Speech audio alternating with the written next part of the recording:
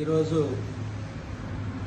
Bahujan Samaj party Bheemunipatnam నియోజకవర్గం ఆధ్వర్యంలో ఛత్రపతి సాహు మహారాజు 153వ జయంతి కార్యక్రమం జరిగింది.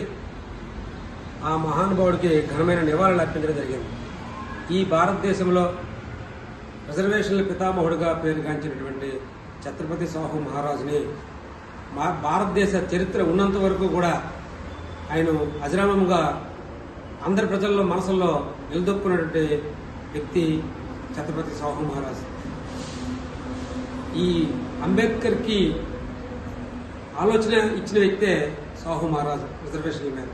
1902లో మొట్టమొదటిసారిగా తన కొల్హాపూర్ సంస్థానంలో 50% బడుగు బలహీన వర్గాల వారికి తన ఆస్థానంలో ఉద్యోగాలు కల్పించిన ఘనత మరి దేశంలో మొట్టమొదటిసారిగా ఇచ్చిన వ్యక్తి మహాపురుషుడు ఛత్రపతి సాహు మహారాజ్.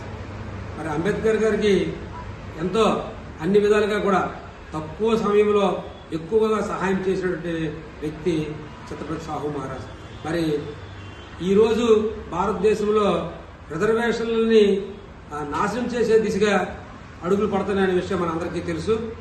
మరి ఈరోజు డిఎస్సిలో మెరిట్ లిస్టు రాకపోవడం కూడా, మెరిట్ లిస్టులో ఓపెన్ చేయకపోవడం కూడా చాలా బాధాకరం మన ఆంధ్రప్రదేశ్లో.